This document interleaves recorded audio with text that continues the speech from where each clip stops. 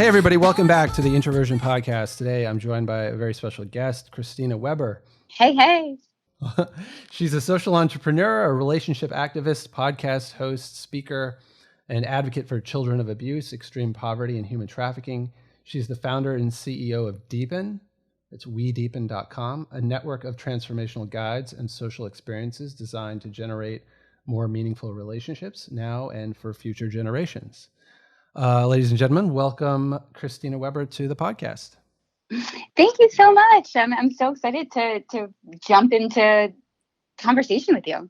Yeah, I'm really stoked to have you on here. So a little background about Christina and I, we were just catching up a little bit here. So we met back in New York City through a dating event that you organized, I believe. Yeah, sort of through a mutual friend, Obi, who I had on the podcast recently.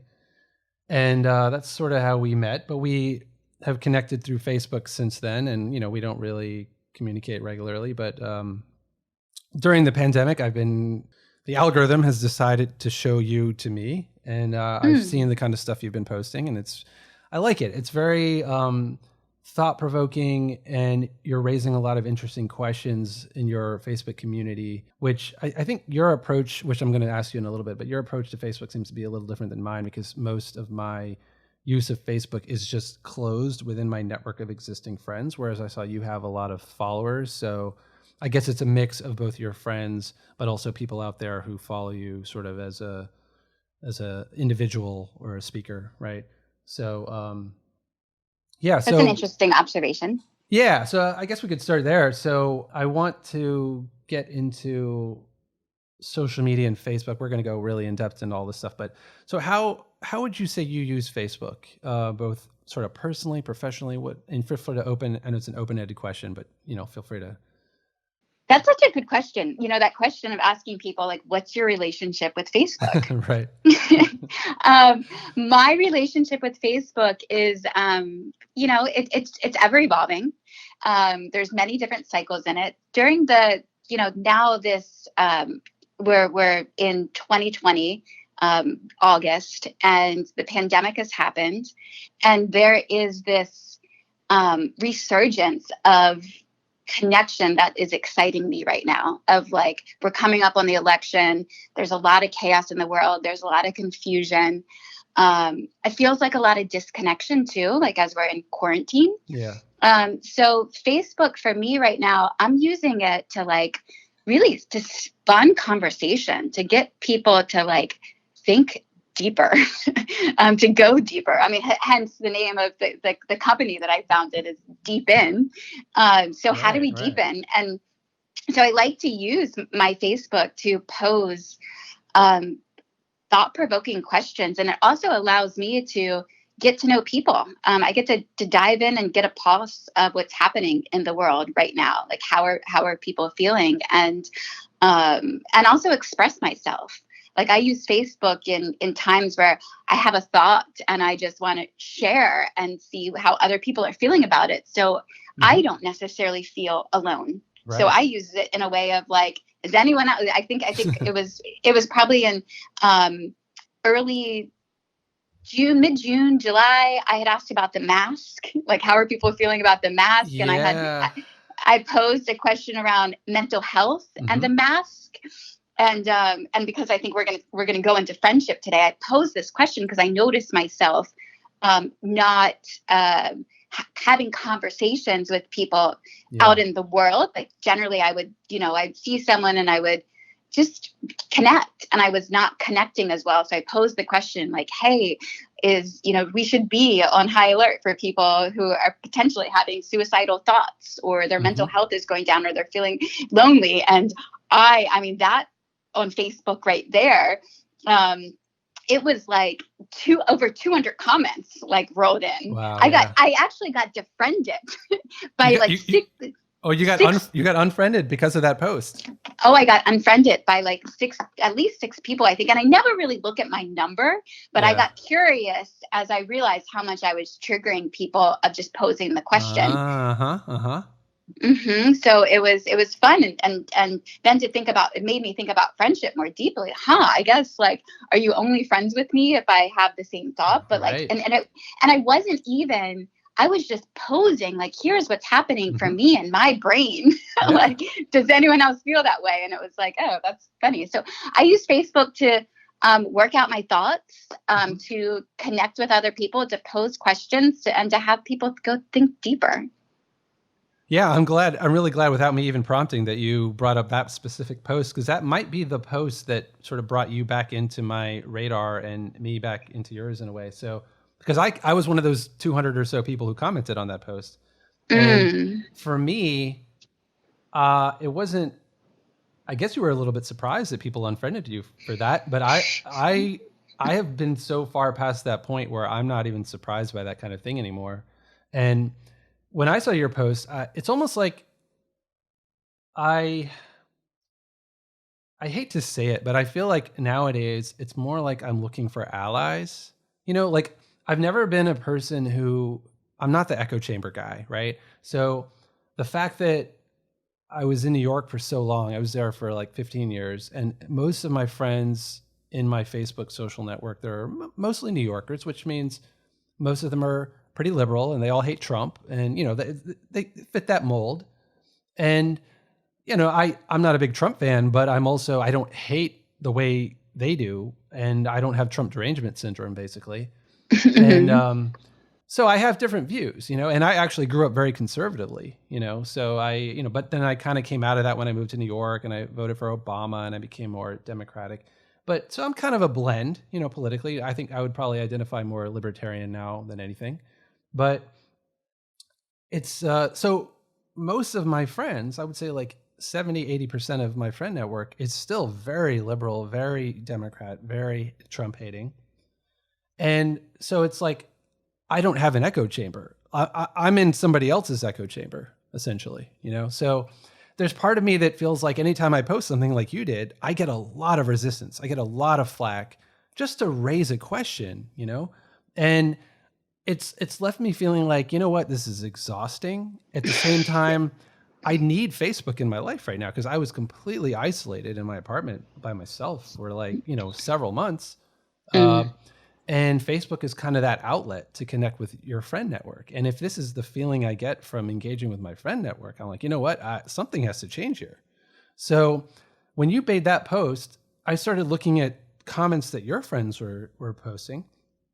And some of them were like, you know, very supportive and very like in agreement with the tonality. I mean, I know you just posed a question, but you seemed a little bit like, I don't think masks are such a great idea, certainly not for the long term, but we have to take a holistic view of this thing where it's not just about blocking spit particles, but it's also like the psychological ramifications, right? So to me, that was a valid point that you're bringing up. And then you seem to have a bunch of friends who are supportive of that.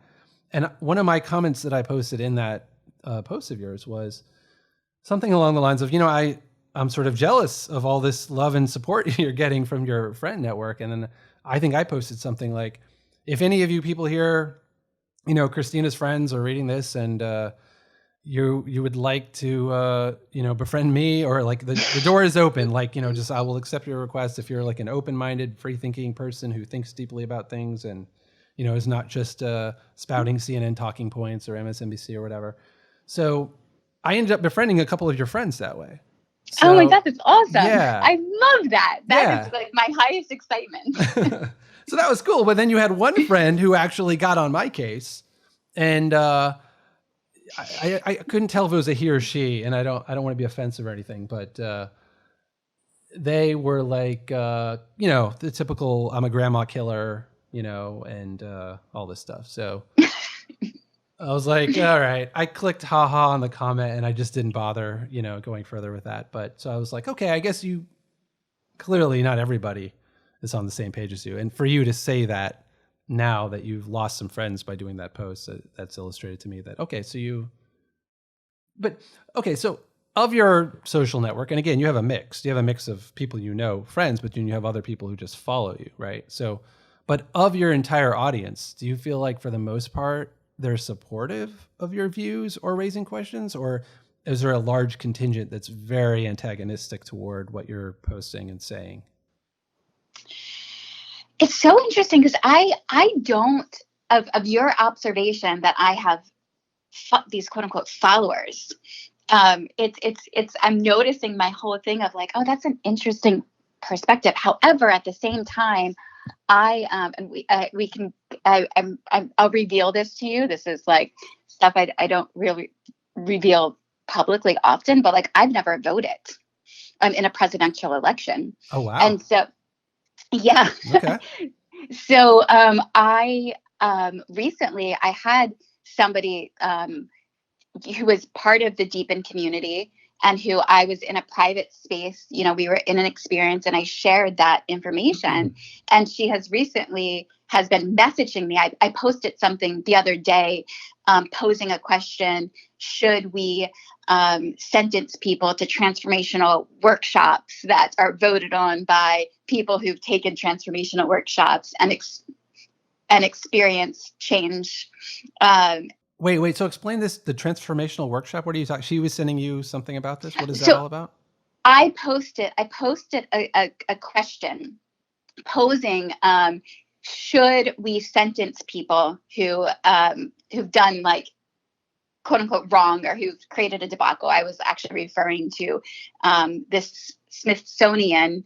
I don't know if you know about this. So by the way, just for your listeners, I should have been hooked on phonics as a child. So sometimes I pronounce words strangely. Okay. But anyway, I posted this like question posing that should we sentence people to transformational workshops instead of sentencing people to jail for minor issues, like minor things? Like, should we sentence them? Are you referring to crimes, basically? Like minor crimes, like misdemeanors. Misdemeanors, yes. Okay. So anyway, I posed this like, should we vote on like transformational workshops? You know, because I'm running with this theory in my head around like, you know, are we voting for the wrong things in society? Do we need to agree on values first? And can we vote on values? And then we get to like, eventually we can get to like the president. But I think there should be other things that were from I'm really interested in system redesign. And during that process of posing that question, somebody had written on my Facebook page and said like, well, you shared that you haven't voted. So where are you talking about? And I had felt like, oh, wow, that's something personal that I shared with you in a private space that like I'm still waiting to become public. And so I messaged her privately. I deleted the comment. She outed you, basically. She outed me. And then we went back and forth privately.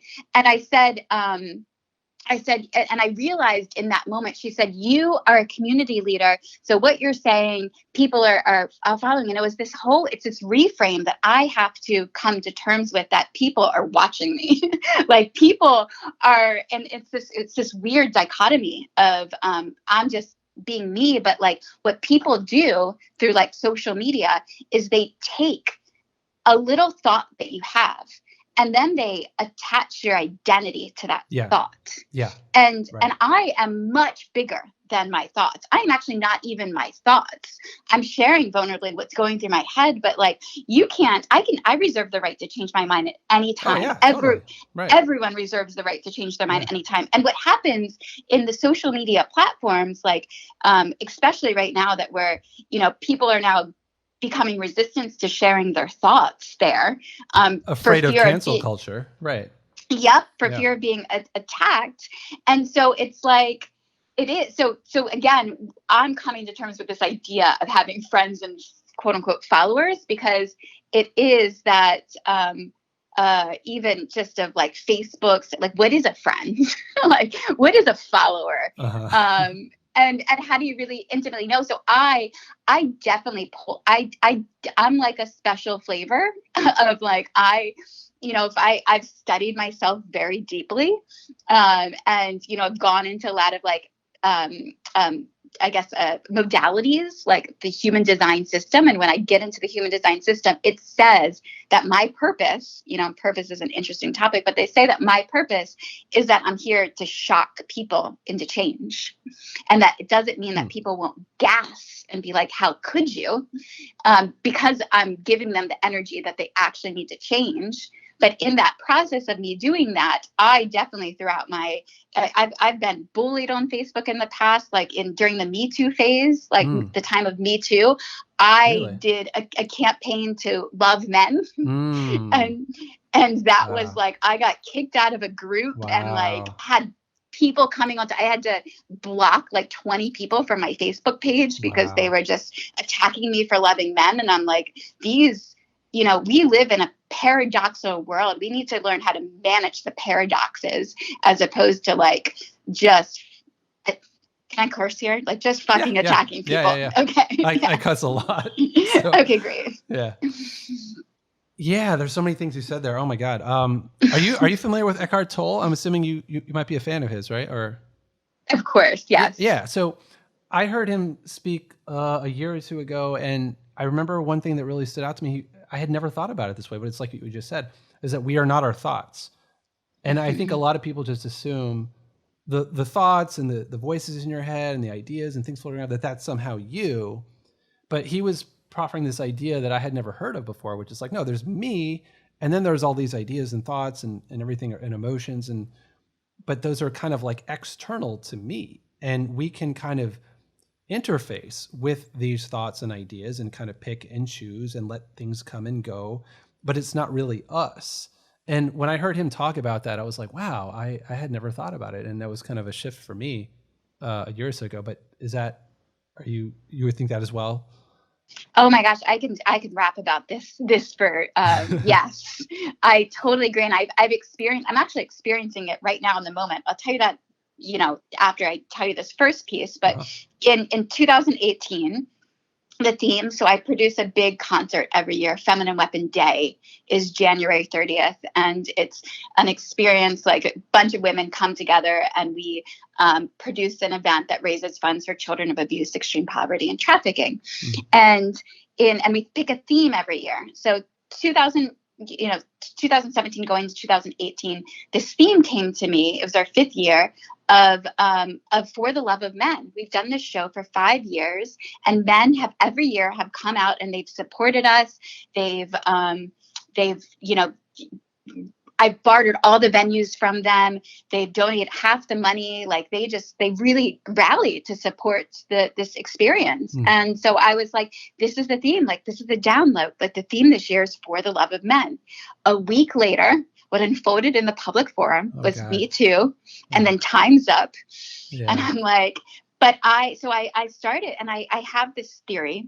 My theory is that man's life purpose is to make women happy, and women are to wholeheartedly love men. So I was ranting out in the world that this is my theory. Of course, that's triggering to a lot of people. Right. And so so getting back to the point is that during this, the show, I was seeking a host of my show, and I'm in LA, and I was meeting with this really successful actress, and we had met up. And I was, connected to her. She could be the host of the show. And at the end of the night of us being together, she looked at me and she said, Christina, I want men to be afraid right now. I was in a meeting and a man put his hand on my shoulder and then quickly put it away. And he said, "Oh, I'm sorry. I don't know what I can do right now." And she said, I looked at him and I said, "Good. You should be scared." I knew in that moment that she was not the host of the show that year. Oh, wow. And I also knew that, like, she's going through her own experience, and I'm not going to attach her to be like that, because I knew that, like, when we departed from each other, that I was able to say, well, look at all these other guys of what they're doing. Like, there are great men out in the world, and maybe that, resonated with her, but it's a little bit of a seed, and I'm not going to attach her to, like, this particular actress is a man hater. Right. Like, I'm going to let her go through her experience. And like, I'm not going to leave her there in that space. Second, I'll share one just other story, because this is a personal one now of a current experience that I'm in. Because I am, my Deepen is a relationship company, and I'm single, and I desire to be in, I don't have a need for a relationship. I have a desire for a relationship. And I was exploring something with a man, and he had, we had spent like a good, like a significant time, like 18 days straight together. And this is like a new connection with him. Wow. And it was going beautifully. And then, 4 days before we departed, I had said, I had this idea of like, what if when we get back that we don't speak for 3 months? Wait. Yeah. Wait, have you seen that movie Serendipity? I haven't. Oh, wow. Because it's the same kind of thing happens in that movie. So oh, really? Yeah. Oh my gosh. You'll have to tell me what I'll tell you. The story unfolded as like, I say that thought, he's disturbed by it.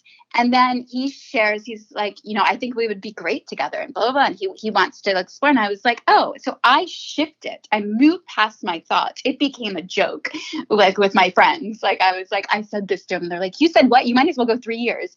What about 3 days, Christina? And I knew that was like my, I was like trying to navigate, like, I was first assessing, like, are we good together? And I don't know. And maybe some space away will give me some, will give me like clarity. And it was this, idea that came to me. But once we talked about it, I threw it away. We never went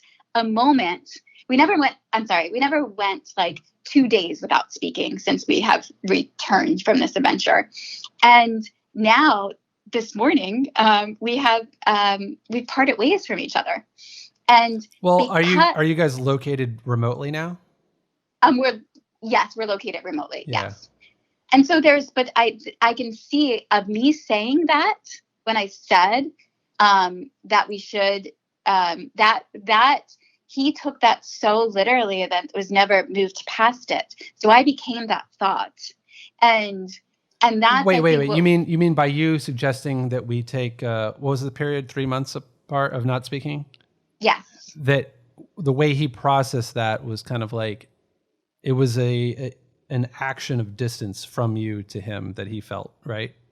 Yes. Yeah. And he wasn't able to get over that. And he felt a distance from you because of that. Just suggesting that idea. Yep. And that created a whole story. That, I mean, this is my observation of it. Of course, there's two, but like for me, it kind of came to a halt today because I could just see of that moment, those thoughts of like, we do, we're a society, we do have fears of love. We do become, what is that? Esther Perel calls it stable in ambiguity. Stable ambiguity? Yes. Stable ambiguity, meaning... We're like, we become, we're okay with being aloofness. Like, we're scared of commitment. We're scared of really like showing up into love. Like, we are a society who's, I think holistically, like, if you study some of Bell Hooks' work, we're a society that's fearful to love. This is interesting. Are you speaking specifically of romantic love? Everything begins in romantic love. That's really? how you would say that. I would say that, doesn't it? It's male and female. I would say everything starts with friendship, or like on a deeper level. It's like, I was just having, I don't remember because I told you Tommy Danger, my friend, and I, we talked for 4 hours. I can't remember if this is in the 4 hours or just us talking outside of that. But one thing we were talking about was, like kind of our romantic past and like people we've slept with before. And I was like, dude, most of the girls I've been with, like, I didn't even really like them that much as people. So it was purely physical, but you know what I'm saying? So I think in order for me to really fall in love with somebody though, or like have a deeper sexual or intimate, like a holistic love connection, like we're talking about, I have to really like the person first as a friend. So for me, love kind of stems out of friendship, quote unquote. Does that make sense? Yeah, I like that. I like that thought. I like that framing because, well, in friendship, you're really authentic. Right. You reveal all parts of yourself. You're not keeping secrets. Right. So I love that. Yeah, you're really like liking somebody. So I hear what you're saying there. However, where I say everything begins in romantic love is that, and deep like is that I'm talking about procreation. I'm talking about children coming into the, how This is life what keeps force the this. species going. Yeah, this is Yeah. what, so you hope that, this is what, that's what I mean. Like we are born, from erotic desire and love. And when a child is born into a loving family and is shown pure love and is born through love, through two people loving each other, then I think that is actually what will change the world, is when we can, when man and woman come together, when we get rid of like the rape and the parentless families. There's 150 million orphans worldwide. Like these are children that are born. There's 70 million children that are born without even, who are alive right now, who have no single living parent. That's crazy. So that's what I mean when I'm saying, and I do think there's a solid relationship is definitely built on friendship. It's super important, and that takes courage to really reveal all pieces of yourself. And I was even sharing in the situation that I went through is experiencing is that I this person is actually navigating other relationships, and I was like, wait, I'd rather be your friend right now. Like, I'd rather get to know about what you're experiencing than to be the other woman. Like, go, like, because in friendship, I love when my relationships start off in friendship. There's no games. It's just, It's just authenticity. Right. Yeah. I think you posted, didn't you raise a question sometime in the last week? I thought I saw on Facebook. I didn't reply to it, but I thought I saw it, where you were talking about polyamory versus monogamy. Did you post? Yeah, I did, because so Deepen, when we were birthed in LA, and we were in-person experiences, and now coronavirus is happening. We had a plan to roll out we were creating essentially ClassPass for human connection experiences,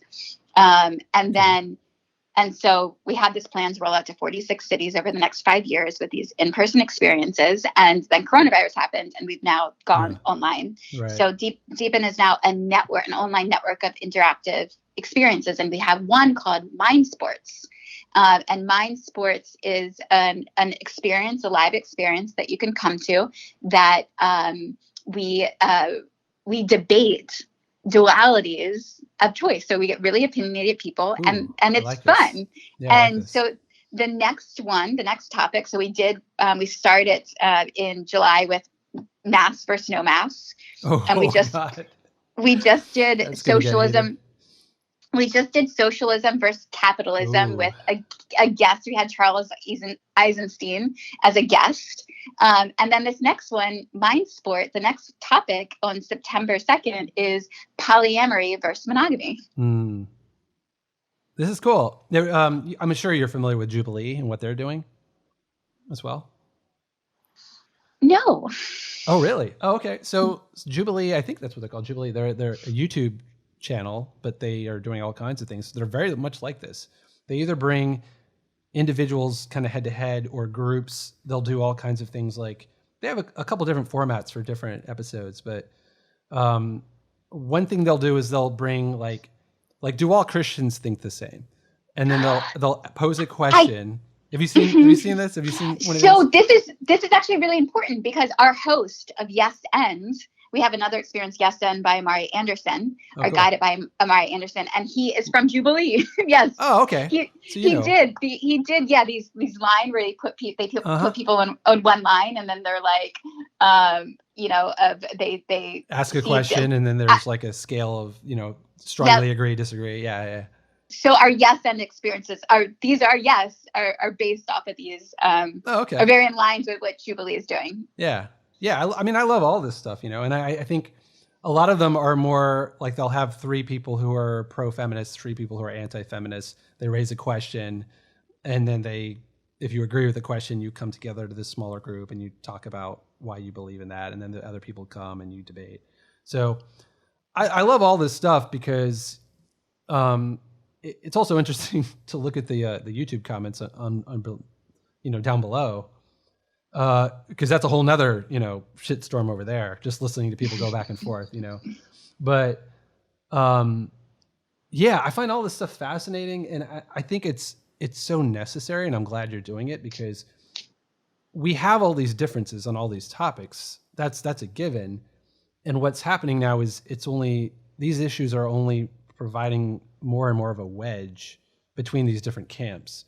So if you try to pose these questions in such a way where people can actually civilly listen to each other and express their views and understand each other, even if you don't agree at the end of the day, like I think that's healthy. It's healthy for men and women. It's healthy for humanity, for society,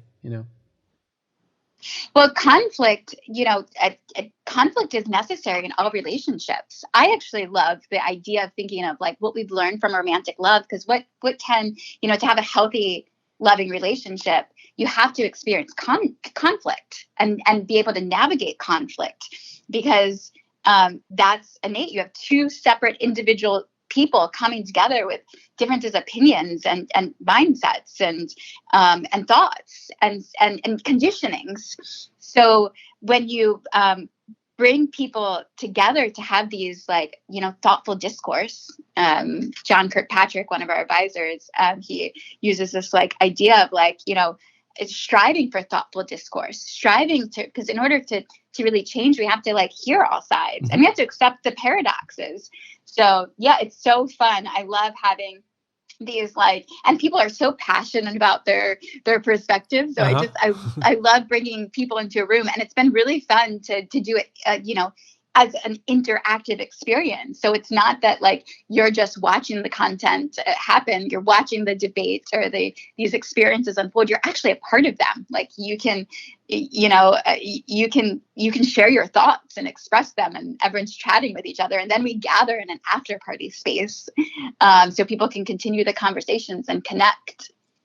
This sounds awesome. I love it. So wait, but you guys aren't doing it anymore in the real world though now, right?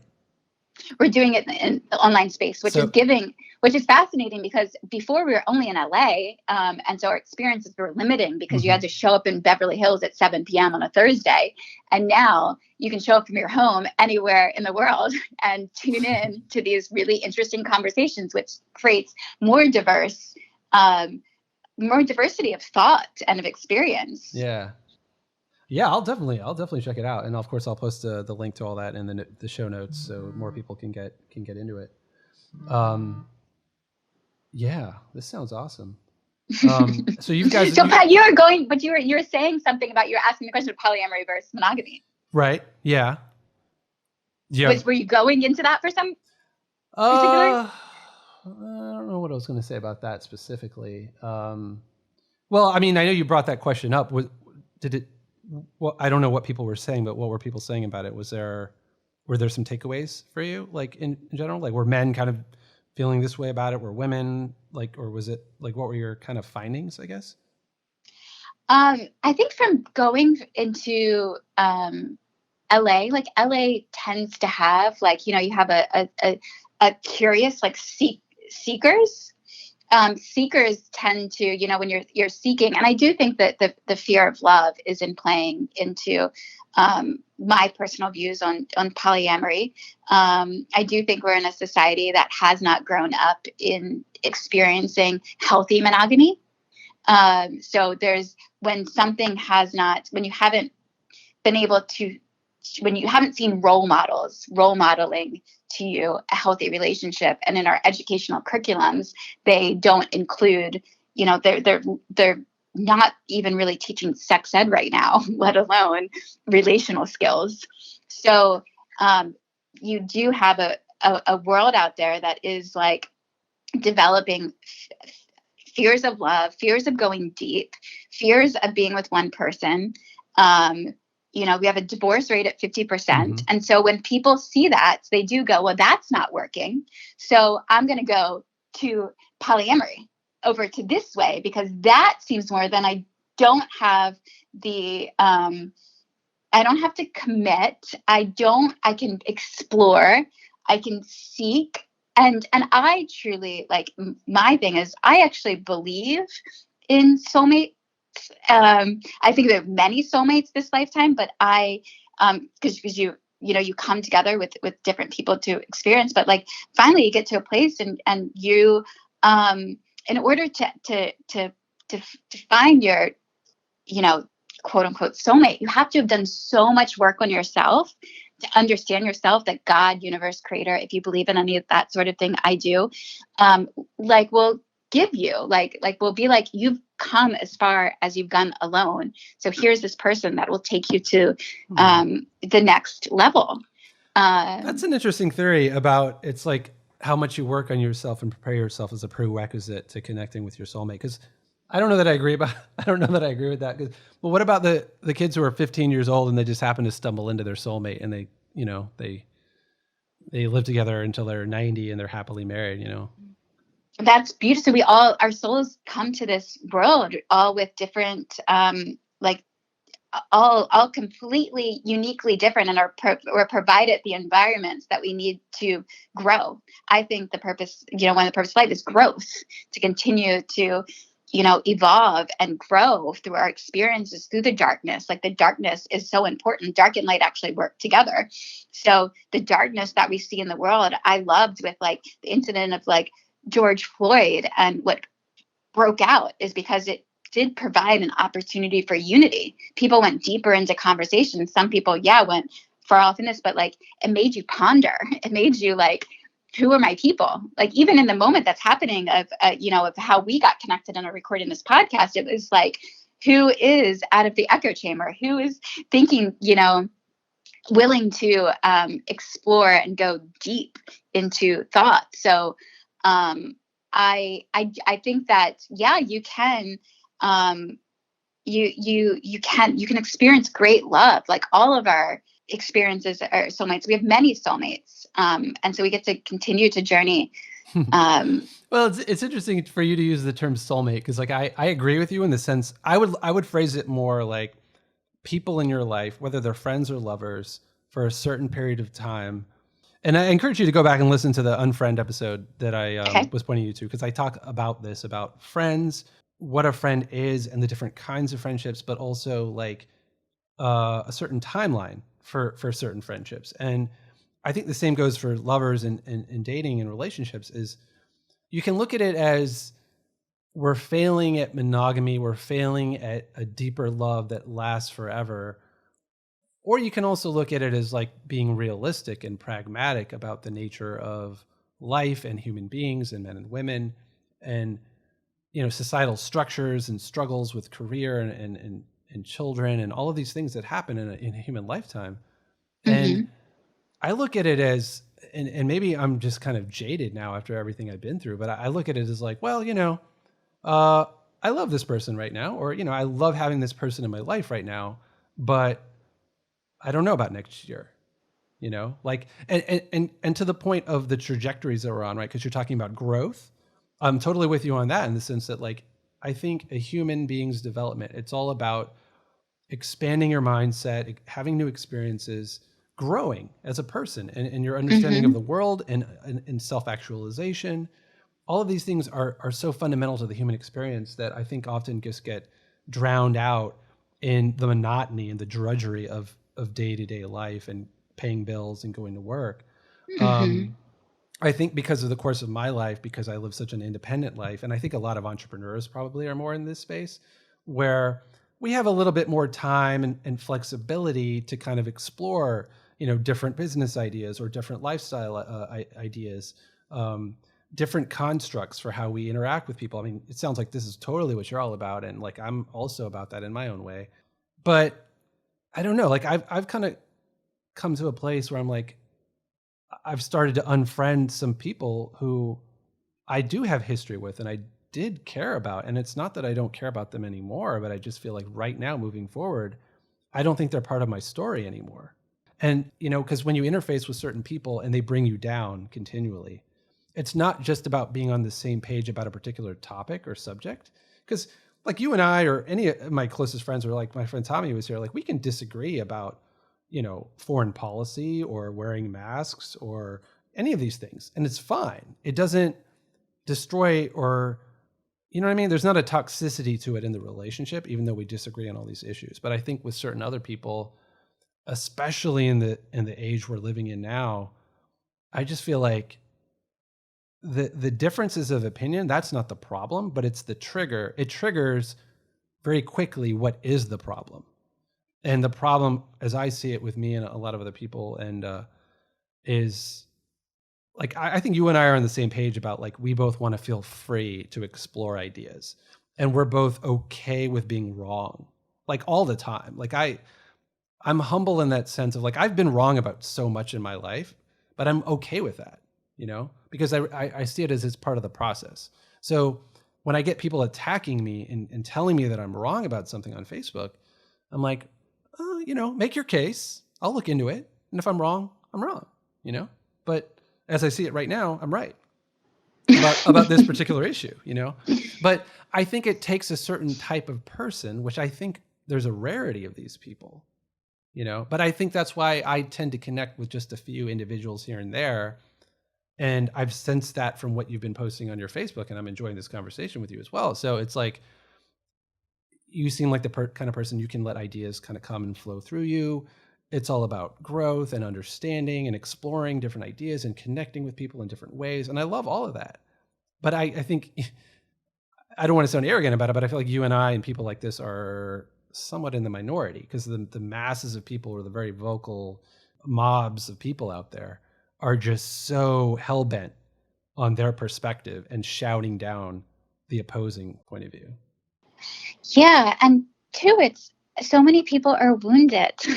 Yeah. Like we're born, and when you're not born into love, you're born into like wounding and these experiences, and we build up like walls and barriers, and we're a society that has become so offended. Like that's the thing. It's like the theme of like, how dare you say How dare that? you, right? How dare you? And that's like, one of the things where when I pose that question about the mass, part of that came from is like, the fear of public speaking is one of the greatest fears that we have. I personally had to overcome a fear of public speaking. Like I used to be terrified, like to record a podcast, I would have been terrified years ago. Wow. And I was, when I had my own podcast, going into it, I was terrible. The first few episodes that I did on my podcast, I was so nervous. And I realized, I've studied Kabbalah. So a lot of my way of being is grounded in the wisdom of Kabbalah. And one of the things, I know nothing about any of that.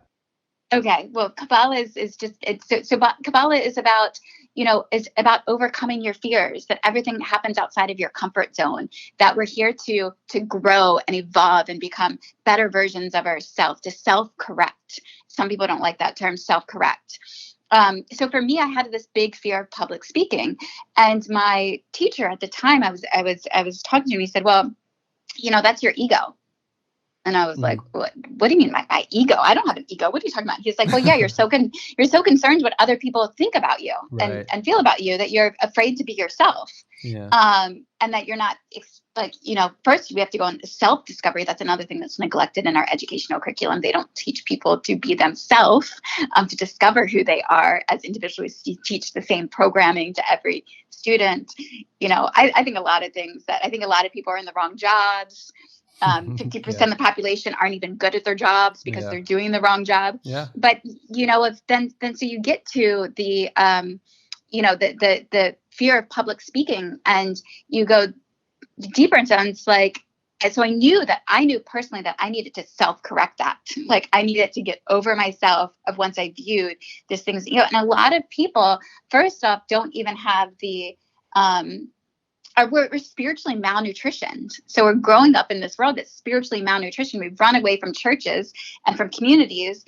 And so, a lot of people aren't willing to dig deeper, because that would deconstruct the reality. And if you deconstruct the reality, they have to look around in their environment, and they have to change. And change is scary. Yeah, right. Hard and scary. Yeah.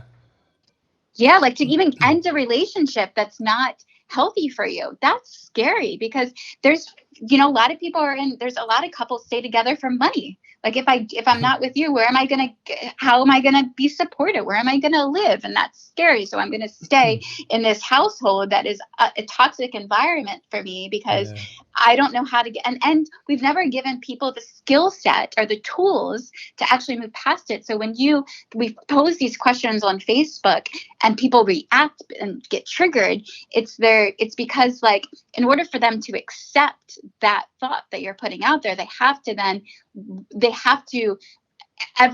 we're all connected, everything is connected. So then they have to, they would have to change.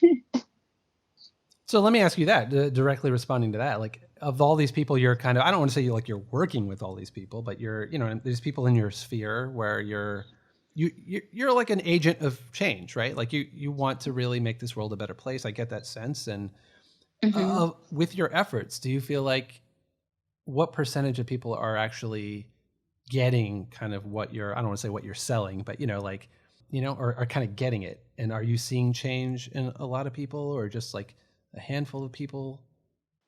I think it all depends on, I hate to use this consciousness, but like your level of consciousness and awareness and what your programming was or conditions. But I've been doing this. I'm kind of like the oddball of my family. Sometimes I feel like an alien. And so and I'm the one who I left Maryland. I went to New York City for 12 years, then went to, LA and lived there for 4 years. And I've traveled to Bali and I've lived my life like, I quit jobs in my 20s. Every 2 years, I'd be like, I quit this. And I was keep moving up each time, but I would just be like, what else is there? What else is there? And then I developed this passion of relationships. And I'm like, I'm going to do that. And then I, couch surfed and lived on people's couches so I could follow my dreams. So I was all about, taking risks. And so that is, that's in my, innate design, is to like be a risk taker and to follow like my intuition. Like I've been just following it. And so, back to your original question, take me back to your original question, because I feel like I just got off of it a little bit. What the original question is? Well, I was asking, like, these ideas you're putting forth, are they getting through to people? Yes. So, yes, they are. And I saw it in my family. So my family, my sister-in-law, who she has watched me throughout this journey, and there's times throughout this journey that she's admitted that she was jealous of me, and like, you got to go and do whatever that you wanted. And so only recently in coronavirus, when my after that happened, and her family started feeling like panic attacks, and my brother ended up in the hospital because he thought he was having a heart attack, and just all this stress. Wow. And so she said to me, I finally understand what you're doing. I've had people who have come to me and said, oh, I finally understand why I should meditate. Like, I'm seeing people who aren't in the conscious, quote unquote, bubble of like, ecstatic dance and like freedom, that they're starting to see like, oh, like, we've seen over the years this progression of courses and curriculums and transformational work, and Tony Robbins and people like that have started to surface even more. People are seeking more because they're unhappy. And so like what happens is when there's an opportunity, and right now the world we're experiencing a lot of trauma with, coronavirus to then George Floyd, suspend this racism. Like we're going into the election, and a lot of people are being triggered, and there's a lot of trauma happen. So what happens when trauma happens is that you have an opportunity. It creates an opportunity for post-traumatic growth. Yeah, I like and that. Yeah. That's when you go through tragedy, when you're cracked open, you get to decide, where do you go from there? And so I see people do change. That's what, when after sometimes, like, you never want to wish cancer on somebody, but you've all experienced when somebody goes through their rock bottom, you can't go down anymore. You have to make a change, or you got to die. Yeah. There's this DJ artist guy who I just recently got turned on to from a friend. I think it's called Akira the Dawn. And he's got this one song where it's the kind of music style. Like I've started to get into music production a little bit. So I actually want to start recording and doing my own, a lot of sampling and music like that. But I love this track. It's just called Good. And it's very, I think he's sampling a lot from this guy. I forget the guy's name, but he's one of these like bodybuilder, like inspirational figure guys. And he's talking about, he gives all these examples in the song, to the beat. And it's just like, lost your job? Good. And then he's just like, it just means you got more time to, explore more skills. And it's just like, more time to get better. Didn't get funded. Good. We own more of the company. Didn't get the job. And he just keeps going down this list of like a scenario where something bad happens. And he's like, good. And it just like, and the whole song is just like, good. And I listen to it now when I go work out, when I go run. It's like on repeat for the last couple of weeks. Yeah. You would love that. I'll send the track to you later. You'll love it. Please do. I do. Yeah. I love that. Like when we go through challenge, if you get curious about your challenges and your fruits, like, where did that come from? Where did that trauma come from? Like it's fascinating to explore your own psyche. I wish more people would just like go deep inside of themselves and explore their own psyche. Let me ask you this. Do you feel like, I mean, you're on such a wild journey. I love it. Like you're just like doing what you want to do and you're out there.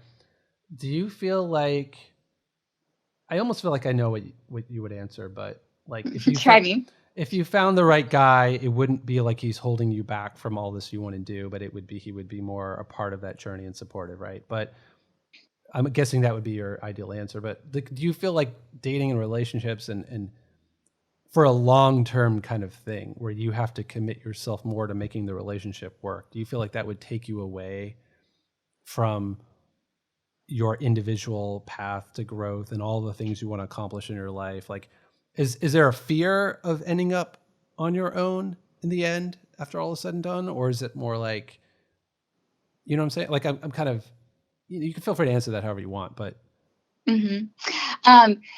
Great question.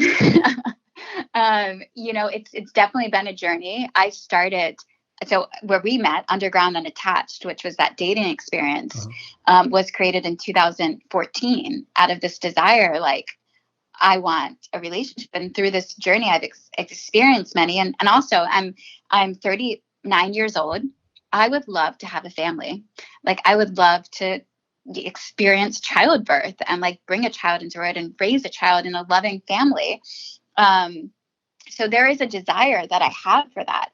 And I also trust, like I've surrendered to my path. I have the intention for that. And my company is all based upon that. But like, I want a partner who I can ground into, who's supportive of my mission in the world and wants to play into it and wants to have, like, to show up for like the realness of a relationship, and I will make space for it. Yes, my world is like I'm at a, I have so much love all around me and so much community all around me that this next person, like, to then blend our lives together and to like, and two is my partner is probably gonna have to is gonna be someone who has to have like their own passion, like their own something in the world that like is like lights them up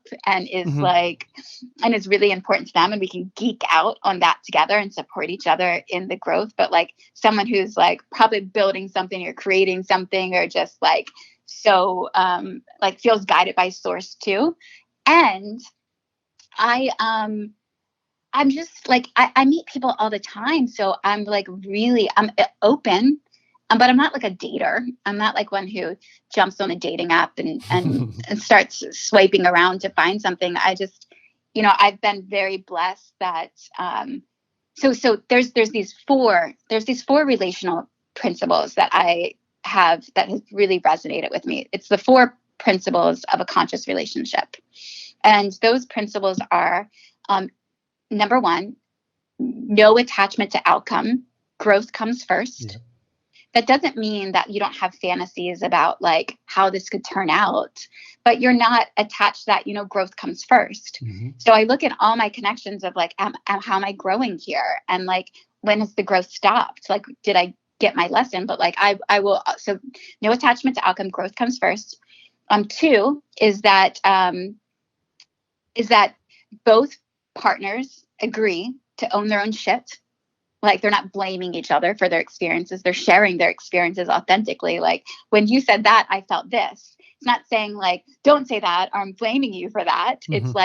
It's like this is me. I'm going to own my own experience. I'm owning my own shit. I'm owning my own triggers. 3rd principle is that no internal process is condemned, and all feelings and thoughts and emotions are welcome. So you're not holding anything back. You're, bring everything into the table, and don't, and I'm not going to judge you for your own process, and you're not going to judge me for my own process. Mm-hmm. And then 4 is the relationship is a place to practice love. Like, how can I keep like being in this practice of love and showing up for love? And sometimes loving somebody is letting them go. And sometimes loving, it's loving someone is being right by their side and staying. So like, what serves the highest purpose of this connection, of this friendship, of this person's growth and evolution? So I have like an intention and desire and a longing to be able to do those 4 principles in a relationship, with a place to practice love. Like, that just like that. I would love to take all those 4 principles and actually have a society that agreed to like, yes, let's live like that, even in our workplaces. Yeah. I mean, as you describe it, I'm like, yeah, that sounds great. That sounds like a very healthy relationship. That sounds like very ideal. I guess this is where, let me interject here. So like, I think part of my struggle over the years has been the gap between idealism and having a clear vision of the way things should be, which I totally agree with what you just described. That sounded perfect. Mm-hmm. And then the reality, which is so far from that. So that was a lot of people who listen, they already know my background, but like, I grew up Christian. My dad's a pastor, and I grew up in the Army. So a lot of these things have shaped who I am today. But I grew up very conservatively, religiously, Christianity, and in the military. We moved around every few years. So toward the end of my Christian journey, I guess you could say, like around 30, I couldn't take it anymore. I couldn't take the going to church every week and hearing the ideal, description of Christianity and how beautiful it is and how wonderful it is to be loved by Christ and all that stuff.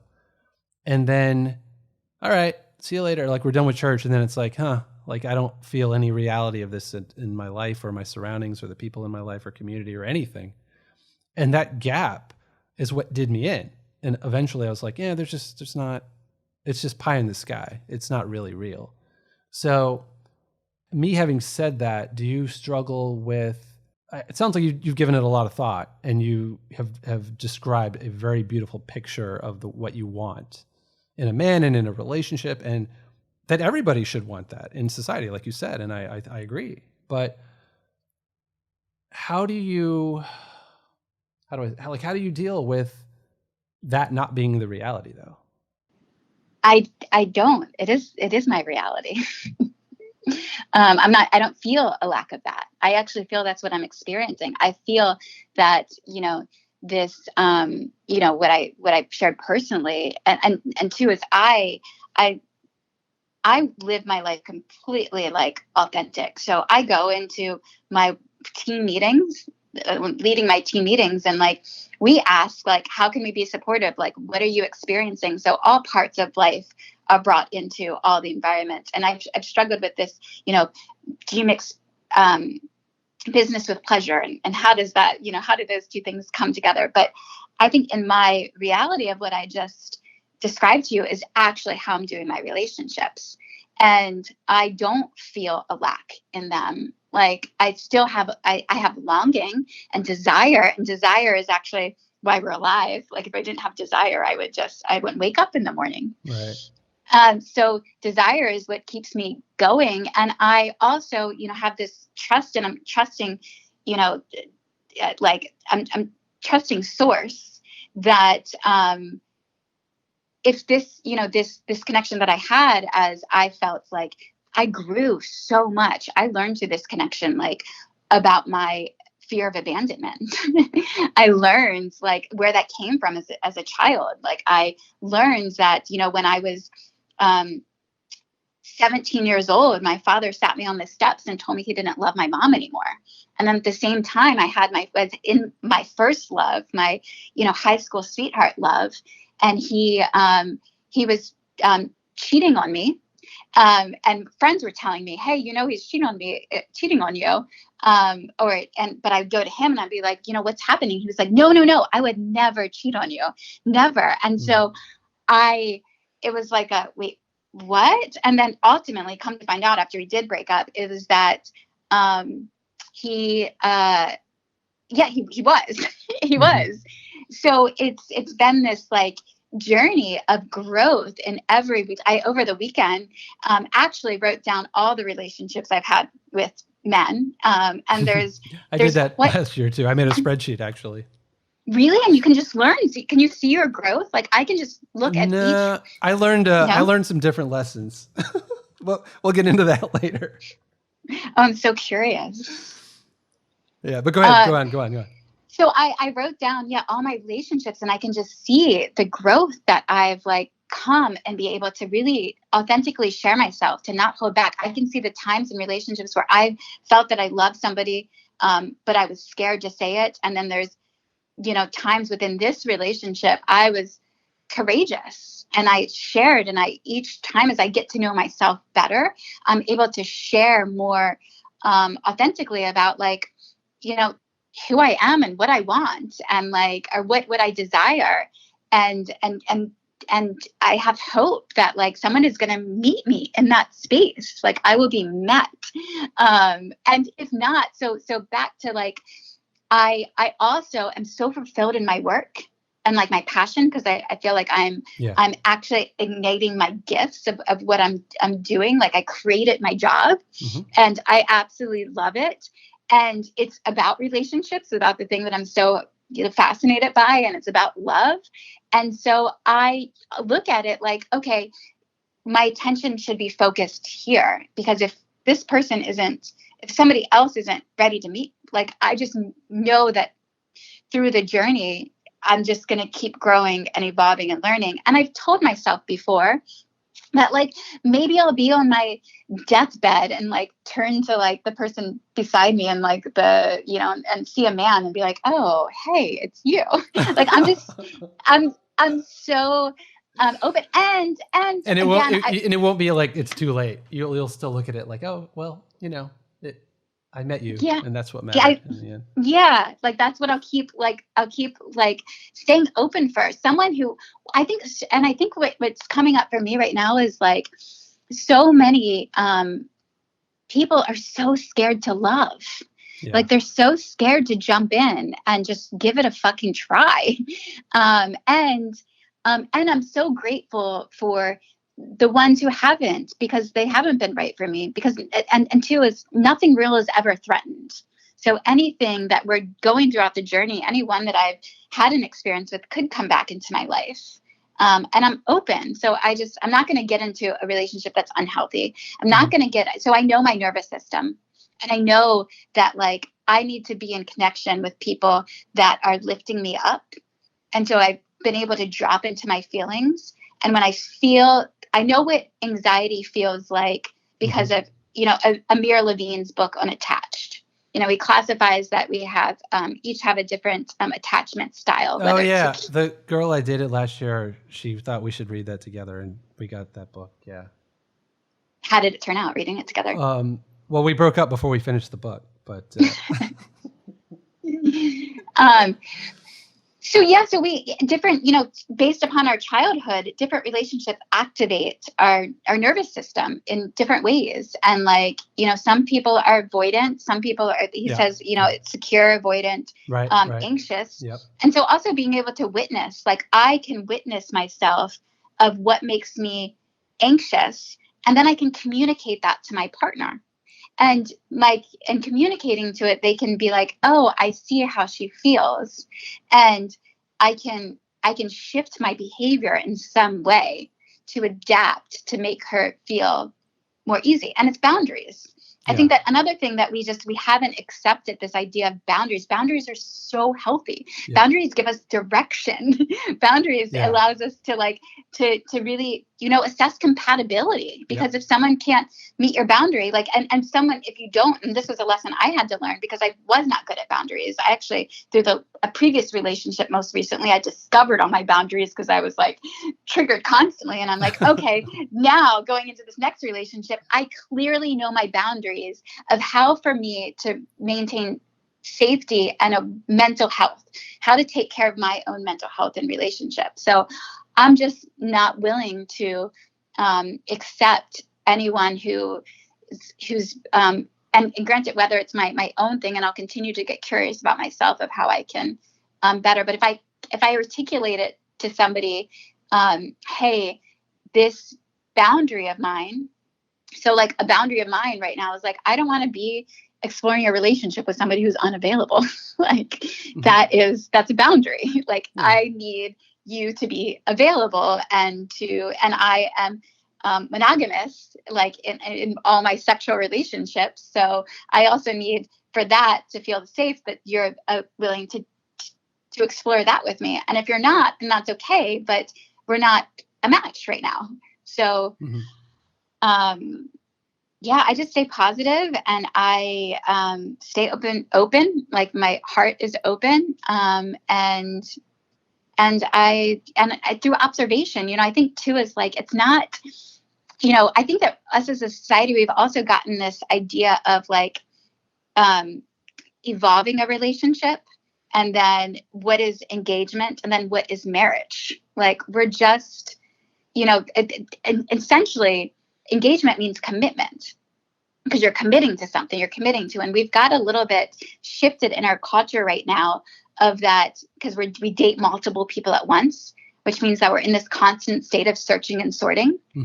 So we're walking around being like, are you the one? Are you the one? Are you the one? But like when somebody stands there and is like, okay, let's explore this, then, there's sometimes like the oh shit, or like, oh wait, let me keep, I'm still, we're addicted to this searching and sorting. There's always can be somebody better. It's always like one foot in, one foot out, That's what I was saying with Esther Perel saying the stable ambiguity. Did I just mispronounce that word? The stable ambiguity, right? Yes, exactly. Okay. All right. Yes. Yeah. Well, let me ask you about, like, I was really happy to hear you say some of the things you said earlier about like your organization and your response to the Me Too movement and all that stuff. And it's really good for people for me to hear that, but for other people to hear that as well, for you to stand up for that, because what I've seen in society and what I've felt and experienced is sort of a demonization of men. And I totally agree with you on boundaries, but I feel like a lot of times, I don't know where it begins, but in terms of like men being raised a certain way, and women are, because women are the ones who are always chit-chatty and emotional and talking about all these things and getting in touch, and men are more like the like there's that myth about men, but we're not really like that. But the standard men are more like into playing sports and doing physical things and not sitting around having conversations about our feelings. But I think men have boundaries too. No, I think men definitely have boundaries too. And there's kind of a lot of disrespect for that. Like I'll give you an example. Women in this past couple of years, they get together all the time on these like talk shows, like The Talk and all these kind of things, where it's just a gathering of women and they talk about dating and relationships and men and what's wrong with men, and where did all the good men go? And, men need to step up, men need to man up, and just like on and on and on. Like I can give you a million examples of all this kind of terminology and rhetoric. And there was a gathering of men. There's something called like the 21 convention or something like that. I think they do it like annually. It's kind of like a pickup artist kind of thing, but it's also just like men, community, and whatever. Mm-hmm. And I think they had a theme last year that was like, and I could see why this is kind of inflammatory. I wouldn't have taken this approach with what they did, but whatever, they did. And they had red hats, and on the hats, like Trump style, and it was like, make women great again. Okay. Uh-huh. So you see where this is going. So I'm liking it. This is okay. Keep going. Uh-huh. Okay. So they had this convention, and sure enough, right on cue, they got so much hate online, and all these talk shows, like The Talk, all these women shows were like just relentlessly demonizing these men, and women getting really defensive. How dare these men tell us like how women should be, or like what they want out of a woman, or, that kind of tonality. And I was just sitting there like shaking my head like, yep, right on cue, which is exactly what a lot of the points were that the men were making, is that typically men are attracted to feminine women, mm-hmm. Like they don't want to compete with their spouse, with their partner, with their lover. And it's not to say they want women at home, pregnant, barefoot, and, cooking. And it's not that. But we've lost, sometimes there's this like feeling that that men want to go back to the good old days or back to the 50s where women I don't think that's what a lot of men want nowadays. Like I think most healthy, strong, confident men now, they're fine with being with a confident, strong woman, Again, a lot of that rhetoric from the female camps is like saying, oh, they can't handle a strong woman. They don't want a strong woman. It's like, it's not that. It's, there's still this idea of, well, I'm the man and you're the woman, right? Just stating that statement is like a radically offensive statement nowadays. You know what I'm saying? And I'm like, this is the problem. Like, that's why a lot of men are checking out. And I'm kind of in that category as well. So, like, I don't know if you've heard of MGTOW. Have you heard of MGTOW? Mm-mm. Wow. Big Tow? MGTOW, MGTOW? Uh-uh. Wow, okay. It's fascinating to me because, like, I just, how you just assume, like, people know, everybody knows that, like, everybody knows, like, intersectional, feminism or whatever, right? Well, I don't know that term. It's the term that you said. Oh, MGTOW stands for men going their own way. Many women going their own way? No, men going their own way. Oh, okay. So you've never heard of this? No. Wow. Okay. So what happened was this girl who I mentioned earlier in the podcast, this is the last girl I've dated, and I broke up with her in March 2019. And it was a bad breakup. We dated only, I think it was like maybe like a month and a half or so. And bad breakup. And then the next day, my friend Tommy, who I had on the podcast, I just had over my friend last weekend. He texted me. He's like, MGTOW. And I'm like, what do you mean MGTOW? What is that? And he's like, Google it. So I go the day after, I'm out of this relationship. I Google MGTOW. Mm-hmm. And I was like, oh my fucking God. Like I went down the rabbit hole. And I'm nervous. Yeah, I just definitely in your line of field, you should look into this and do some research into it, because this is really, if you want to understand men, and a lot of men out there, I think I've studied men, so keep going. Yeah, I think you should definitely look into this, if not just from a pure research point of view. So I started learning all of these terms and all of these trends and data and stories and accounts and all these things of men and dealing with divorce and losing access to their children and the wage gap and all these things. And the concept of hypergamy alone. So have you heard of hypergamy? No. So hypergamy is essentially this idea that women date up. So on the social market value, like if a girl's a 10, right? Or if a guy's a 10, it probably means they're rich, successful, tall, beautiful, all of that, right? And if you're a 1, you're really not going to be getting much loving. So it's kind of like, and there was like a Jubilee episode about this where it was like, how would you rate? So there'll be like one girl and there'll be like 50 guys and like they line up and she's like rating them, and then they break it down, and then they so based on appearances alone they would kind of rank people on a scale of 1 to 10, and then she would go in and interview them and get to know them better. But like, so you're probably familiar with this idea, like she's a 10 or like a 7 or 8, So on this social sexual market value, there's that scale. So there's kind of like this understanding of, well, where do you fit on the scale? And a lot of people will be dishonest about sort of where they fit on the scale. And a lot of people, men and women, are a little bit, they have a misunderstanding about what the scale is and what things are actually valued by the opposite sex. So, but for example, men, and you probably already know this, but men value femininity and physical beauty, being a nice person, being sweet, and typically being younger. So basically this is like goes back for the history of mankind, like, fertile, child rearing and all that stuff. So when men are looking at women, they're looking at, a younger woman, a woman who can give them children, So whether they'll come out and say these things or whether they're conscious of it, this is kind of what's implicitly been going on. They're kind of hardwired for this. So what's been happening in recent years with all of this, feminist movement is it's great for women and their careers and success and all that. But women now have started to see themselves as 10s and 9s, even as they get much older, because they have a PhD, because they're a doctor, because they make 6 figures. And what they don't understand is like, yeah, men don't really care about that so much,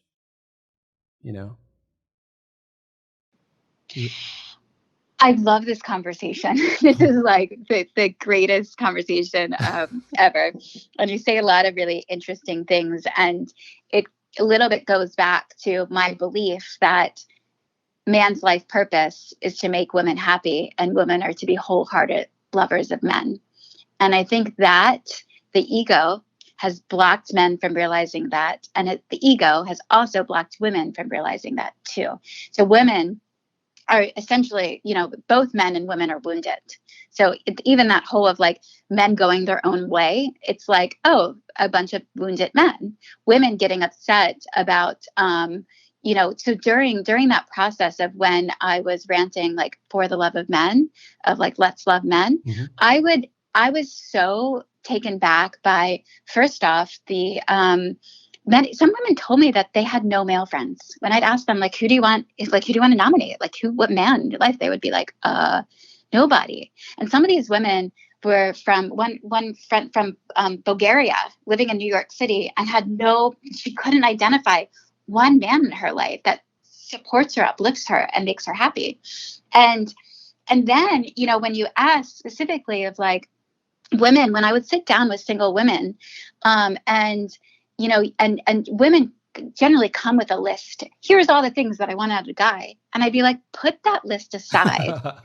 Just put it aside and tell me all the things that you love about men. What do you love about men? Yeah. And some were actually dumbfounded by the question at first. Wow. And I was like, and the thing is that men don't know what we love about them on the grander scale. But like, if I could sit and I can rant to you, I could tell you right now, here's what I love about men. I love feeling grounded in a man's presence. I love a man's strength.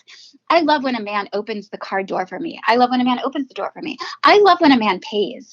I love the thoughtfulness of men. Like I love, just feeling like the sense of safety, like at night when I I another post that I did around when I, as after George Floyd and after I started going down the like rabbit hole of like all the really dark shit happening in the world, like going deeper into hell, because you have to go to hell to like see what's happening. We want to, move past sex trafficking and human trafficking and pedophilia. Like you have to go into hell to see what's happening. And so I was like deep in the rabbit hole, and I posed this question. I was like, can we bring marriage back for safety and security? And like the thing is, like, for the most part, like a lot of us are unsafe. Like we feel unsafe. The feminine feels unsafe. So I love men. When you say a lot of us, did you mean a lot of us women when you said that? Women. Okay. Yeah, like women. Yeah, there's moments of that I feel like I'm having to protect myself too, because of this this like the other night, and I'm in this I'm staying my parents' home in Maryland right now, and it's a big house, and I was sleeping, and like this like the shade on my blinds just like jumped up in the middle of the night, and I jumped. And or like when you're just being a woman, when you're home by yourself and there's like a noise that just kind of scares you. But like if I'm next to a man, I love feeling like okay, like I just feel this sense of like safety. So I love that about men, and I think that is where we need to frame the conversation, like telling like the gender of men. Instead, I agree, when women went into the feminist movement, we kind of the things like if we look at societal and we take those like four principles of a conscious relationship between man and woman, both genders are hurt. You can even go back to Adam and Eve and then the golden calf. And like you have like these like so we need to, as in order to really heal the world, it's healing the relationship between man and woman. And in order to that, it takes work, and we have to be conscious about it, and we have to stop blaming the other, like, this is what you did wrong, this is what you did. So when the feminist movement happened, women for sure went into the workplace and they're like, we can do anything that a man can do. Right. And that's not how so that's created this like, this sense of exhaustion. Because like for a woman to operate as a man, a feminine, when I say man, woman, I also want to be cautious of like, I'm also talking about feminine and masculine energy. And so, yeah, there can potentially be a feminine man, or a man who's more on the spectrum, because everything's a spectrum. But in the workplace, yeah, women weren't graceful. They're like, we need money too. Like we need this. But women going into the feminist movement, you also have to, you can take it back to prohibition. What did prohibition start? Prohibition started because women were at home and their husbands were coming home wasted and beating them. And so you have you go back into the history, you see, okay, women were being, beat by their husbands who were going out and drinking and were supposed to be providing for their family. And then alcohol spread. And so then you have women who started showing up in front of the bars and just silently praying to shift that. And so there's like the hurtfulness that both genders have done to each other that hasn't been healed. And so we're going to continue this like rigmarole of blaming each other, when if we just get back to like, if you look at your life and you try on this principle, because during that time I ran it, like man's life purpose is to make women happy. I bet you if you look back at all your relationships and why they ended, part of you felt, I can't make her happy.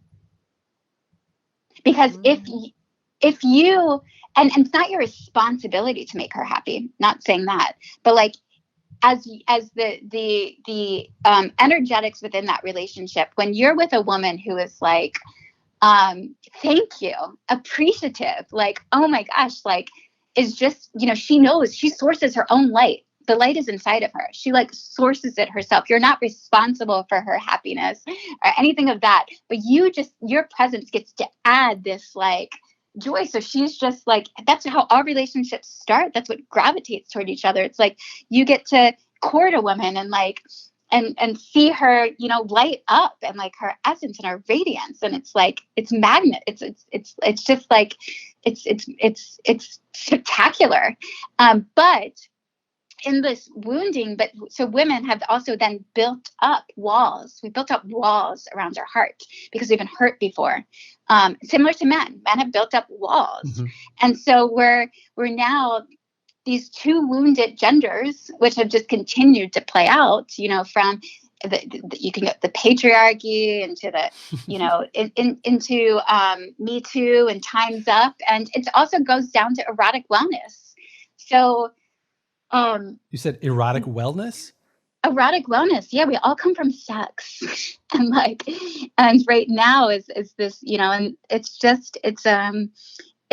it's an experience, because I hate to use the term problem, like it's a problem, but it's the current experience and environment that we're living in, where I think one of the greatest healings will happen is when man and woman can heal our relationship as man and woman. And I think that's also too why this is my own personal thing. I think the reason we're in the they, them scenario and situation is because of, and why I have female friends who are becoming lesbians. And now I'm hearing about this group of men go their own way. Mm-hmm. I do know women who are definitely exploring relationships with women because they can't figure it out. They really would prefer to be with a man. Actually, some of them, they crave it. I haven't heard about this trend, but I'm not surprised. Yeah. But that's interesting. Yeah. And I wonder too, my own, I'm just curious. My brain goes is that also happen to some men? Or some men gay because it's easier to get sex and fulfilled that way? I don't even know. It's just questions I ponder. Again, please don't judge me for my thoughts. Oh no, never. I just wanted the listeners. Just get it all out. Yeah. No, yeah. I think the people who listen to this podcast, they're already well used to me just throwing ideas out there and just exploring ideas. So it's not about right or wrong, or it's just about exploring ideas. It's interesting because it's funny because my friend Tommy and I specifically have joked about that in the past. How we wish we were gay. Because I will tell this. There has been sort of an evolution of my friendships over the years. Back when I was in New York in my 20s, I had a lot of female friends, a lot. And that was pretty much the trend throughout my 20s. And then I would say from 35 on into 40 plus now, most all of my friends, especially during the pandemic, I talk every day with my guy friends. So it's all guys. So my best friend from college, Karen, other than her and my mom, those are pretty much the only two females I talk to. So yeah. But I think it's partially me and my personal arc, but it's also what's been going on in society. And I think the qualities that you have described here about just being able to openly exchange ideas and put stuff out there. I have been able to do that with a lot of my guy friends, not all guy friends, but my close guy friends, way more than even close female friends. Not my best female friends, but close female friends, and I started to feel well, let me also add this in. I feel remember when I said earlier before about kind of friendship leading into relationships and how I think that's really important to me. Mm-hmm. I feel and I think part of it was I was hesitant. You have to also factor in the Christian angle in my 20s too. That is another variable in the equation. But part of the reason why I was hesitant to start dating women is we were getting along fine. It's just friends.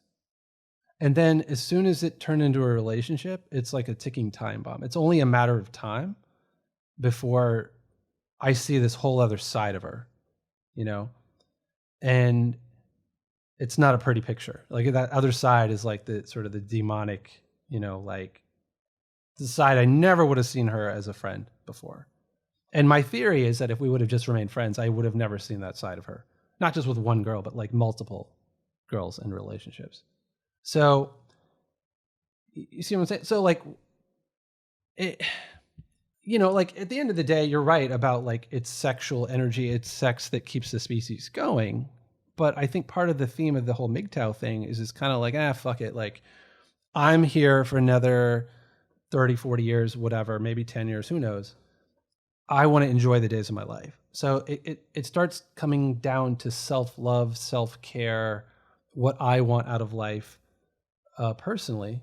And based on the experiences I've had with women, sometimes it just feels like, the juice isn't worth the squeeze is sort of the expression, one of the expressions, it's like, it's not worth it, And I'm not saying I've declared this once and for all, but I'm just saying that's a big sentiment in my mind for the last year or so since I discovered MGTOW. But, I waver. Like I interviewed this other guy who had the podcast 3 nights ago, and he was telling me he was also single. He's about to turn 40. And he was telling me he's met this girl via Twitter. And they've been talking, and she lives abroad somewhere in a different country. But he's like, wow, I just didn't really expect this. And we have this great connection, and we're talking, and it's just like excellent. He's like excited they exchanged pictures, and it wasn't through a dating app. It just happened organically out there on the online, on Twitter. And listening to him, just talk about it and the tone in his voice, I was like, yeah, I remember what that was like getting excited about a girl. And I was like, yeah. So, and like even Tommy and I were talking on the episode I'm going to post soon about where we're at. Like, he's divorced, my friend Tommy, no kids. And he said he doesn't want to have kids. In fact, he wants to get a vasectomy, and he's most likely like 100% never going to get married again. But he and I were both on the same page about like, we would both like to be in a relationship though. Something where we enjoy the woman's company, and it's just a good, healthy thing for both of us. And we enjoy each other's, everything about it, but not doing the marriage thing, because that's a whole nother beast. And I know when women hear that, it sounds like kind of what you were talking before about, like the 1 foot in, 1 foot out, fear of commitment and all that kind of stuff. But to some degree, it's just men being pragmatic. But I also think a little bit of what you said earlier tonight, it's also pragmatic for you as well, because you've gone on all these different adventures, and you've changed and you've grown in different ways. And it's really hard, dare I say impossible, to find a person who's going to grow with you, over the span of multiple decades, where it won't eventually, reach a point of friction where it's like, you know what, this just isn't working. Like, you're going this direction, I'm going that direction, and we're fighting that reality to try to make this thing work. Something like that. Can I ask you a question? Sure. Do you have any relationship role models? Relationship role models? Mm-hmm. Certainly not my parents. My parents were arranged. They have an arranged marriage. From India. So certainly not them. It's not, they actually have a term for it in Indian culture. It's when people meet and fall in love with each other, they call that a love marriage. So that's like a separate thing. They call it, it's like a Western idea, like the love marriage. They have an arranged marriage. So yeah. So that's them. Yeah, to answer your question, I would say, no, not really. You don't have any relationship role models. So that's, if you want a relationship or have any desire for a healthy relationship, I always ask people, go out and find relationship role models.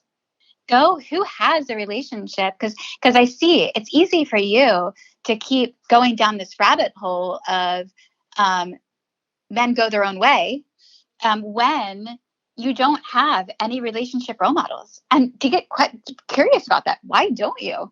Like, why is there, what is wrong with our society or within your own reality?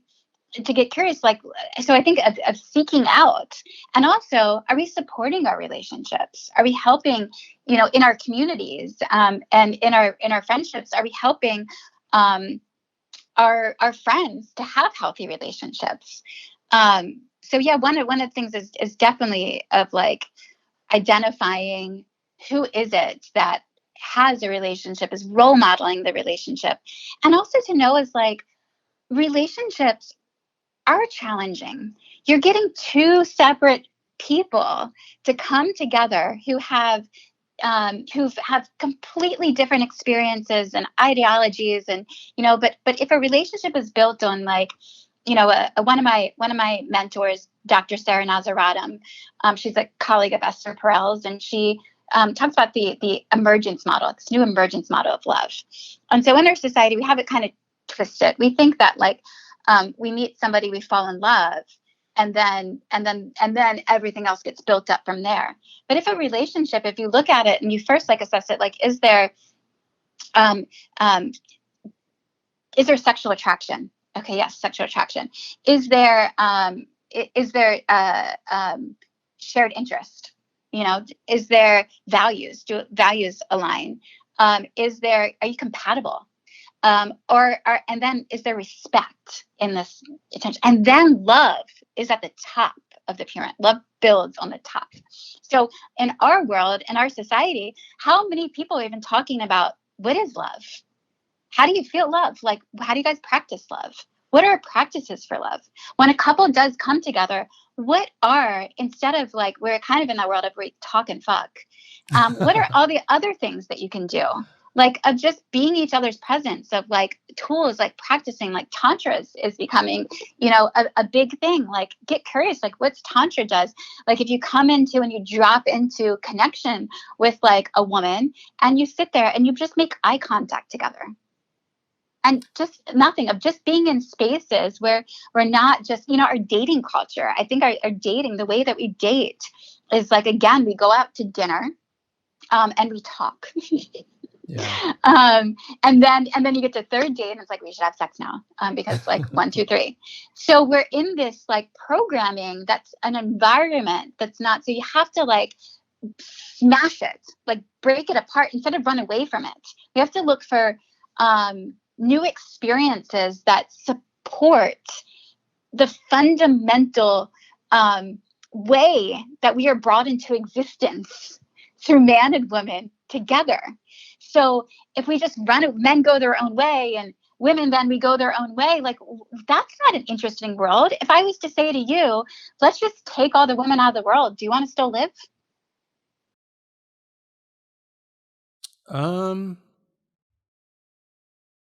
Well, I mean, this is the question it hasn't been posed to me that way, but essentially that's what I've been thinking about this past year, because I recorded an episode a couple of weeks ago called Process of Elimination.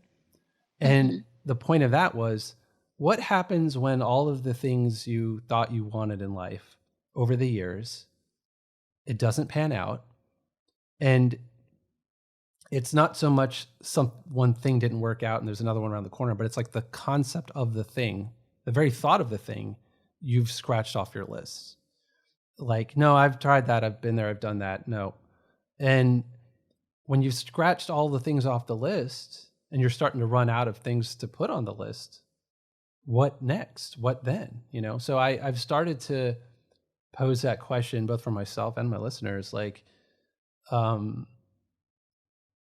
and, I was just talking about this with Tommy a couple of days ago. It's like, I've kind of come to the place where I'm like, I am making like you talked earlier about how passionate you are about your career and your business and everything you're doing and how much satisfaction it gives you. And that's also how I feel about a lot of the things I'm doing, creatively and entrepreneurially. And it's not necessarily about getting rich and famous or anything, but it's about doing what I want to do in life, and the way I look at it is like life can take many different shapes and pathways, right?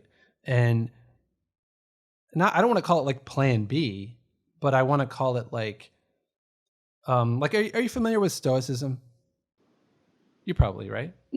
Tell me, dive. I don't know that label.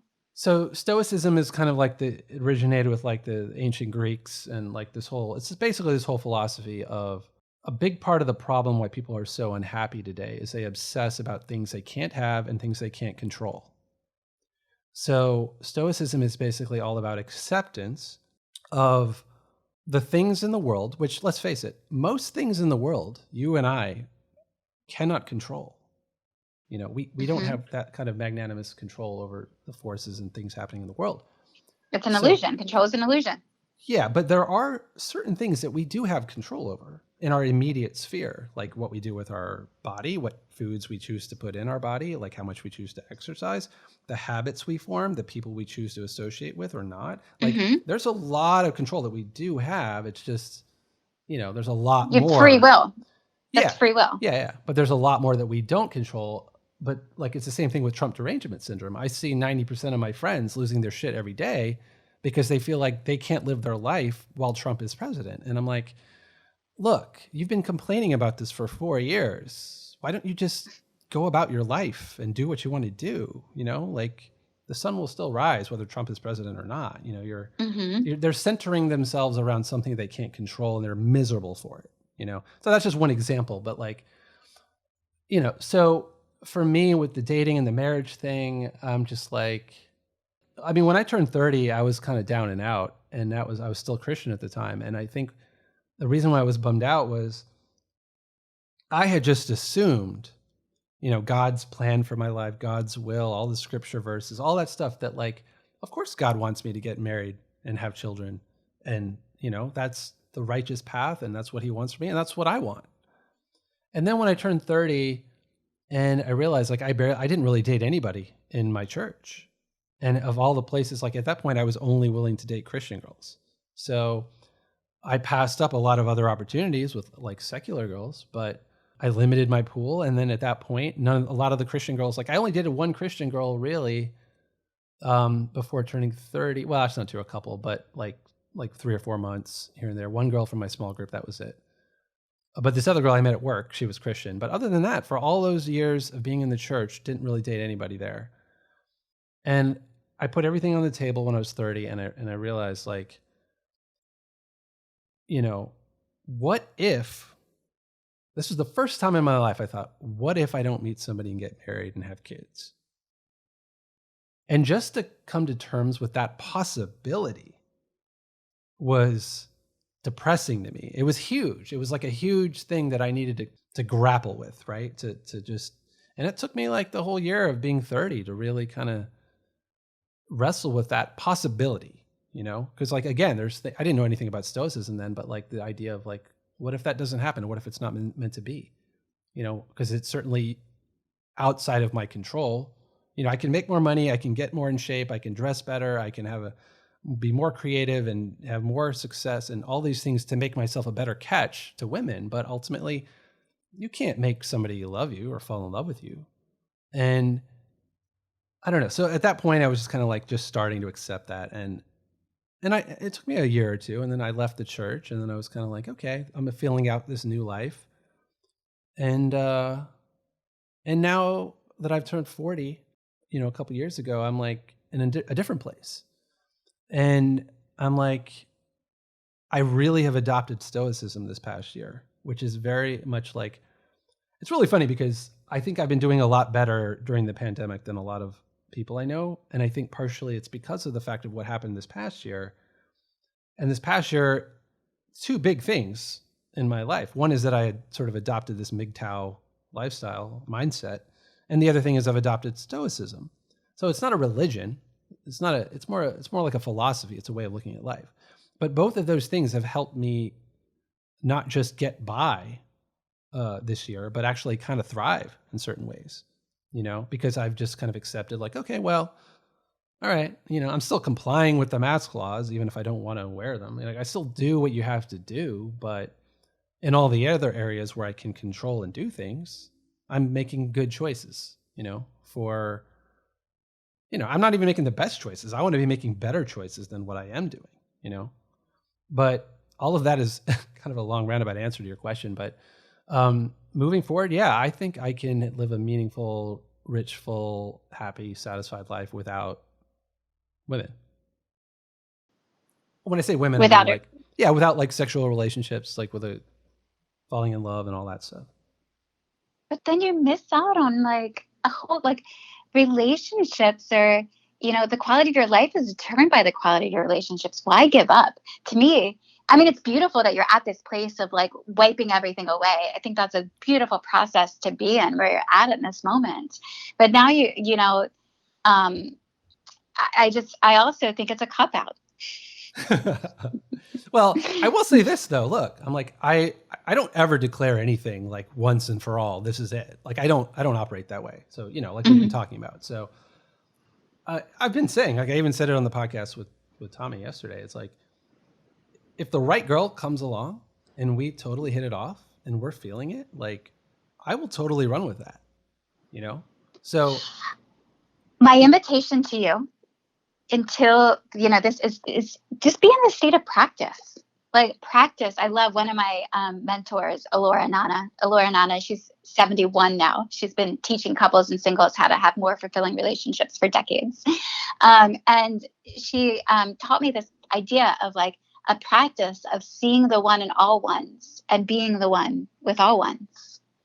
So if you're in this constant state of practicing love, of like that the one is the one right in front of you in that moment, like, of just, of being in that way, and the putting aside the searching and sorting, and just well, when you're talking about practicing love, do you mean like, because I'm basically in my apartment alone in Philly, like devoid of all human contact, or at least while the lockdown is still happening. So you're talking about just loving myself because I'm the only one in the room, basically, right? Well, I think in the connection, like there's like maybe an exploratory process that you can go into of like, hey, I'm having this like experience of feeling resistance to women. Because I think would you acknowledge that our conversation has been beautiful and interesting, right? Yeah, I love it.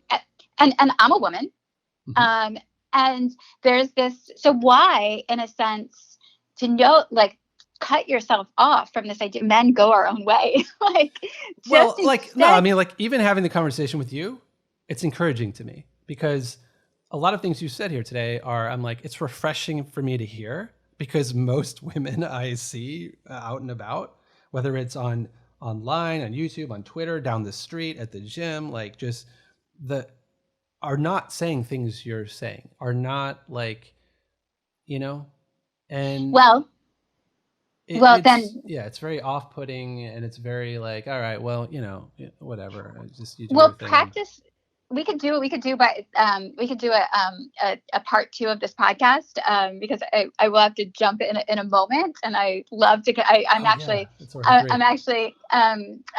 bummed that I have to leave, because I could sit in this conversation for much longer.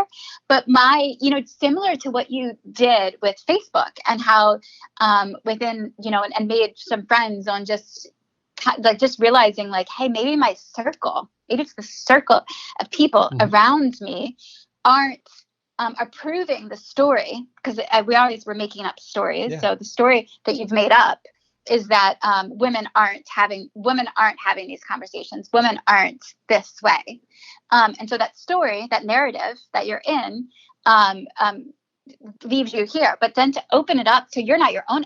I'm going to use your own echo chamber. And stuck within it, that like maybe go out and discover, and because I can tell you, I know many women of living in Los Angeles, California for 4 years, like there is an openness. I know many women who, my friend circles, like I'm a lot like the women that I hang out with, and they're all into exploring love, but start to get curious. Like curiosity is what shifts everything. So getting even more curious with women, because if you continue that story, and then you go on the world and you just want to keep proving that story, and to then maybe shift the narrative and allow for something new to enter in. Yeah, I like that. I'm all about like exploration and curiosity and finding it. So yeah, I've already kind of started on that path. The last solo episode I just did was called The Shift. So, and it is all about the shift I am feeling in my life. And I think the conversations I've had with Francis and Tommy, and now you, I'm like, this is all part of the shift. It's all part of being more optimistic and always open to possibilities. Like I think that is what I want my life experience to be, Well, I'll say is, as we wrap this up, is so I did a podcast from 2017 to 2018, recorded Your Love Accomplice. It's still found on iTunes. I can't wait to bring it back at some point, just in a little pause with it. But in it, I talk about, loving men and having fun with men, and the whole experience of reuniting the feminine and masculine back together. And if I could rally people around that mission, like let's actually, we could go our own way, but like how much greater would it be of actually, if you want to heal the world and make it a better place.